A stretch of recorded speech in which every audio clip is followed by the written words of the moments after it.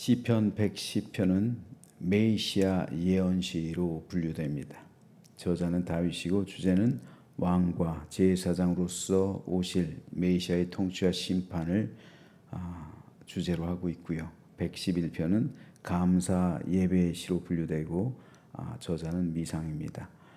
주제는 주의 행사와 은혜와 법도의 찬양 및 주의 계명 준수를 주의 계명을 준수할 것을 권면하고 있습니다.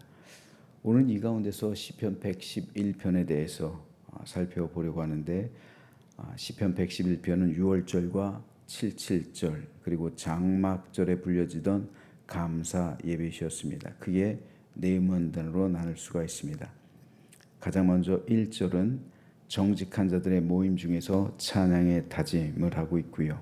2절로 4절은 여호와 행사의 크심과 영원한 의의 찬양을, 5절부터 9절까지는 언약에 근거한 은혜의 베푸심과 그 행사와 법도의 진실하심을 찬양하고, 마지막 10절은 여호와 경외와 계명 준수를 권면하고 있습니다. 오늘 이 가운데서 1절과 5절 그리고 10절 말씀에 대해서 각각 살펴보겠습니다. 먼저 1절 할렐루야 내가 정직한 자들의 모임과 회중 가운데에서 전심으로 여호와께 감사하리로다. 5절 여호와께서 자기를 경외하는 자들에게 양식을 주시며 그의 언약을 영원히 기억하시리로다. 10절 여호와를 경외함이 지혜의 근본이라 그의 계명을 지키는 자는 다 훌륭한 지각을 가진 자이니 여호와를 찬양함이 영원히 계속되리로다. 이 세 가지에 대해서 잠시 살펴보려고 하는데, 먼저 시인은 시를 시작하면서 1절에서 정직한 자들의 모임과 그들의 회중 가운데서 전심으로 여호와께 감사하겠다라고 고백하고 있습니다. 자, 여기서 시인이 말하고 있는 정직에 대해서 우리가 좀 살펴봐야 하는데, 먼저 이 정직이란 단순하게 도덕적인, 그래서 세상적인 어떤 개념을 말하는 게 아니에요. 성경에서 말하고 있는 정직은 세상에서 말하고 있는 정직과는 달라요. 단순히 도덕적으로 다른 사람에게 거짓말하지 않거나 부정한 행위를 저지르지 않는 것, 이것이 세상에서의 정직입니다. 하지만 성경에서 말씀하고 있는 정직은 세상의 기준과는 달라요. 성경이 말씀하고 있는 정직은 하나님 앞에서의 떳떳함입니다. 하나님 앞에서 죄인으로 드러나지 않고 하나님 앞에서 떳떳한 양심을 갖는 것, 이게 정직이에요. 그렇다면 우리는 오늘 물어야 합니다. 나는 과연 하나님 앞에서 떳떳한가? 내가 하나님 앞에서 떳떳한 목사인가?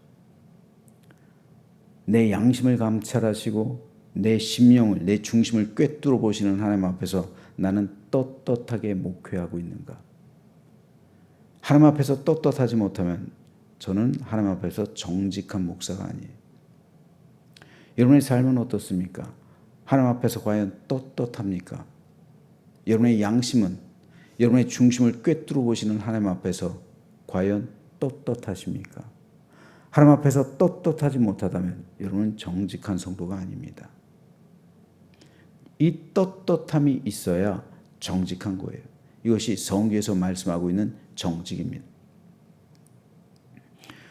세상에서 떳떳한 사람은 많아요. 하지만 세상에서 정직한 사람, 그 사람이 반드시 하나님 앞에서 정직하지는 않아요. 그것과 일치하지는 않습니다. 왜요? 세상은 행위의 법을 따라요. 행위의 법. 마음에 아무리 더러운 마음을 가지고 있고 생각으로 아무리 지저분한 생각을 한다 할지라도 그것 자체는 세상에선 죄가 아니에요. 그렇죠? 내 마음에 간음했다고, 내 마음에 도둑질했다고, 내 마음으로 다른 사람 죽였다고, 그것이 세상에서의 죄입니까? 아니죠.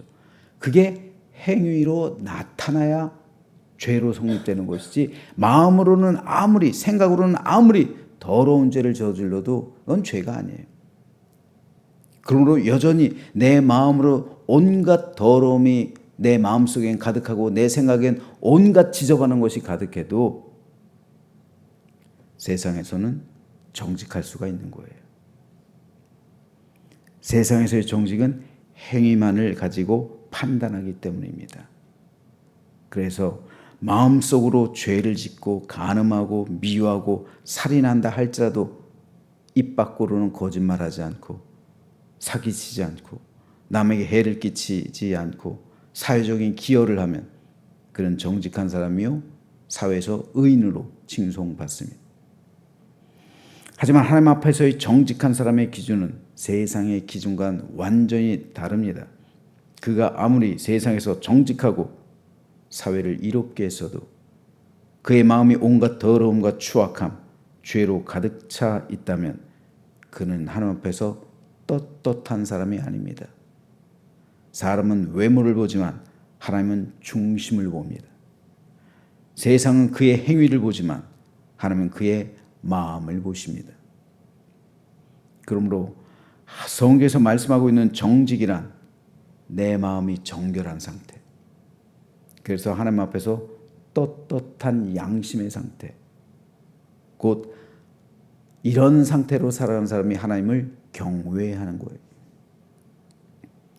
하나님을 경외한다는 것은 하나님을 두려워하기에, 하나님을 존중히 여기기에 하나님 앞에서 떳떳한 양심을 갖는 거예요. 하나님을 존중히 여긴다는 게 뭡니까? 하나님을 존중히 여긴다는 것은 하나님을 두려워해서 하나님을 중심에 삼고 그리고 하나님 앞에서 온전하게 살기 위해서 애쓰는 사람. 그래서 내 마음의 청결을 지키고 깨끗하고 온전한 양심으로 하나님 앞에서 떳떳하게 살아가려고 노력하는 사람. 이 사람이 바로 하나님을 존중히 여기는 사람이요 하나님을 경외하는 사람입니다. 그래서 예수님께서는 마음이 청결한 자는 복이 있나니 그들이 하나님을 볼 것이다. 마음이 청결하다. 마음이 청결한 것만큼 고결한 믿음이 없는 거예요. 우리는 행위를 봅니다. 사람이기 때문에. 그래서 교회에서 얼마나 많이 충성하느냐, 얼마나 많이 헌신하느냐, 얼마나 많이 봉사하느냐, 이건 다 행위잖아요. 그래서 저도 거기에 가치를 둘 수밖에 없죠. 저도 거기에 가치를 둘 수밖에 없어요. 왜요? 행위로 드러나는 게 그거니까. 그런데 하나님은 중심을 봅니다. 중심을 보시는 거예요. 우리의 마음을 꿰뚫어 보신단 말이에요. 그래서 얼마나 정직한가, 그의 심령이 얼마나 청결한가, 그가 얼마나 거룩한가, 그의 마음 속에 임하시는 하나님, 그의 정신을 변화시키는 하나님, 그의 심령 가운데 거하시는 하나님. 근데 내 심령이 더러우면 어떻게 하나님께서 내 심령 가운데 임하시겠습니까? 어떻게 성령께서 내 안에 내주하시겠어요? 어떻게 주님께서 우리 예수님께서 내 심령 가운데 임하실 수 있겠어요? 그럴 수 없는 겁니다. 그러므로 교회에서도 얼마든지 세상 기준에 따라 정직할 수 있고 그리고 부정직할 수도 있는 거예요.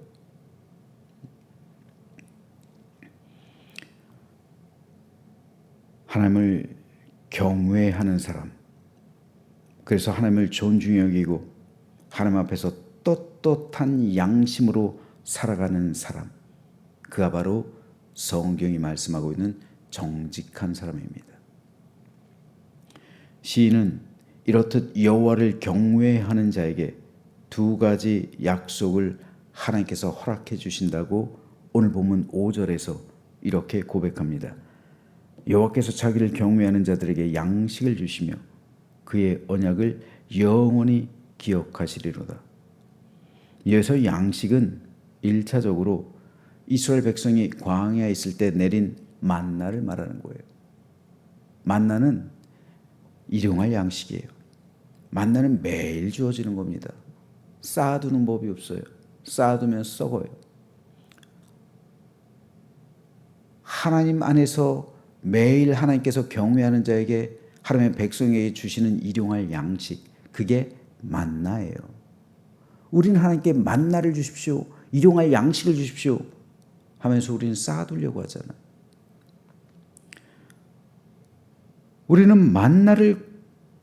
우리가 만나를 경험한다는 것은 매일의 삶 속에서 결코 줄이지 않는다는 것, 즉 하나님을 의지하고 하나님께 모든 것 맡길 때 하나님께서 베풀어 주시는 일상에서의 축복, 그리고 매일의 은혜를 경험하는 것을 의미합니다. 만나는 매일 내리는 거예요. 이렇듯 하나님은 하나님을 경외하고 있는 사람에게 매일 내려주시는 일상에서의 축복, 즉 하늘의 만나를 허락해 주시는 거예요. 저는 가끔 가다가 왜 하나님께서 우리 성도들에게 11조라는 버거운 짐을 명령으로 주셨을까 생각해 봐요. 왜 헌금 생활을 우리는 해야만 할까 생각해 봐요. 참 버겁죠. 이 퍽퍽한 세상 살아가기도 힘든데 왜 하나님께서는 그런 무거운 짐을 우리에게 말씀하셨을까? 성도를 시험하기 위해서인가? 근데 결론은요, 하나님을 의지하는 법을 배우게 하기 위해서요. 매일에 내리는 삶, 그 만나를 경험하게 하기 위해서요. 하나님을 존중히 여기는 법을 배우게 하기 위해서입니다. 매일 내리시는 만나를 경험하게 하기 위해서요. 저희로는 어떻습니까? 우리는 하나님을 경외합니까? 과연? 우리가 진정으로 하나님께 내 모든 것을 맡깁니까? 근데 우리가 인간적으로 살아갈 때가 얼마나 많은지 몰라요. 모든 것을 다 내가 통제해요.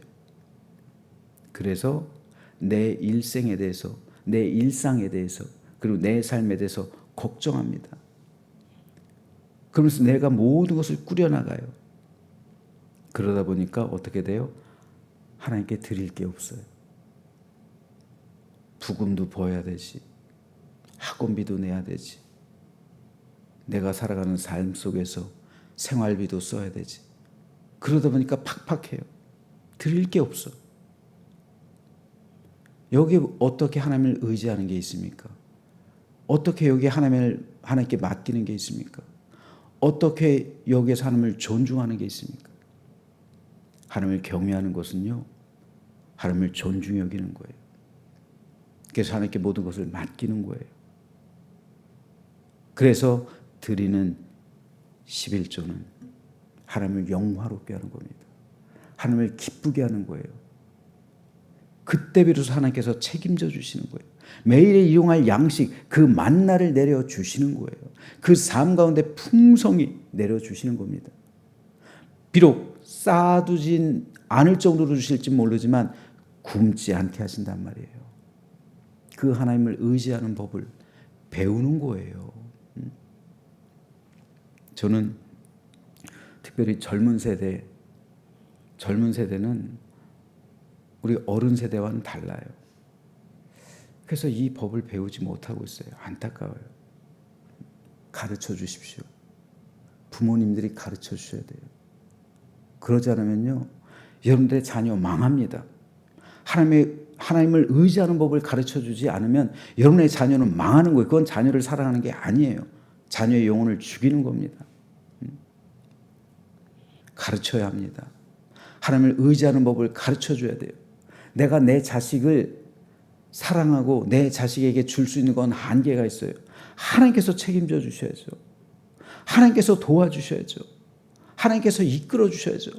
하나님을 존중히 여기는 법, 하나님을 경외하는 법, 그리고 하나님께 모든 것을 맡기는 법. 그래서 매일의 삶 가운데서 하나님께서 책임져 주시는 그 법을 배우게 해야죠. 가르쳐 주십시오. 그것이 바로 우리 부모의 직무입니다. 그래서 하나님을 아름답고 복되게 섬기며 하나님을 존중히 여기는 가운데 매일 내리는 만나를 경험하는 우리 모든 자손들과 우리 교회가 되시기를 주님의 이름으로 축복합니다.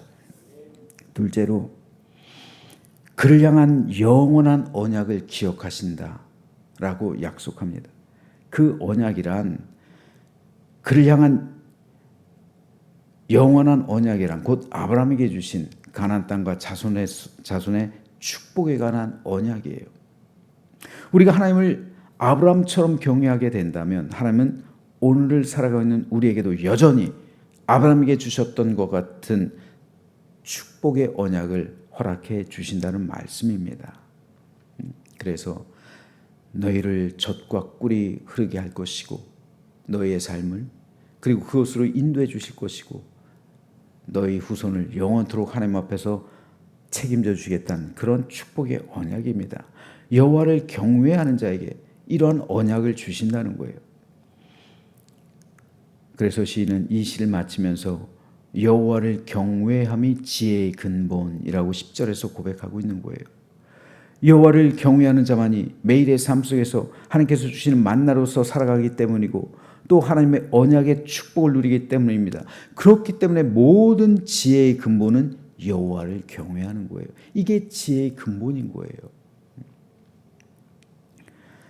자, 그런데 오늘 본문 10절에서 시인은 오늘 시를 마치면서요, 여호와를 경외하는 사람의 또 다른 특성 한 가지를 말하고 있는데 그것은 바로 여호와를 경외하는 사람은 곧 하나님의 계명을 지키는 자라는 겁니다. 그러므로 오늘 보면 1절, 5절, 10절을 종합해서 말씀드리자면 이렇게 돼요. 정직한 자는 곧 여호와를 경외하는 자입니다. 그리고 여호와를 경외하는 곧 하나님의 계명을 지키는 자입니다. 그리고 하나님의 계명을 지키는 자란 곧 그 말씀에 순종하는 자입니다. 따라서 정직, 경외, 순종 이 세 가지는 삼위일체처럼 하나예요. 정직한데 불순종한다거나 하나님을 경외하는데 부정직한다거나 하나님께 순종하는데 하나님을 경외하지 않는다는 거 있을 수 없다는 겁니다. 정직한 사람은 하나님을 경외하는 사람이요 하나님을 경외하는 사람은 곧 하나님의 계명을 지켜서 순종하는 사람이라는 말씀이에요. 그러므로 정직과 경외와 순종은 하나예요. 그렇다면 오늘 저와 여러분은 어떻습니까? 우리는 과연 하나님 앞에서 정직한 삶을 살아가고 있습니까? 그래서 중심을 꿰뚫어 보시는 하나님 앞에서 부끄럼 없이 떳떳하게 내 양심을 감찰하시는 하나님 앞에서 오늘 하루를 살아갈 수 있겠습니까? 그래서 오늘 하루 순종의 사람이 되어서 하나님의 뜻을 이루며 아브라함처럼 주와 동행하는 삶을 살아낼 수 있겠습니까?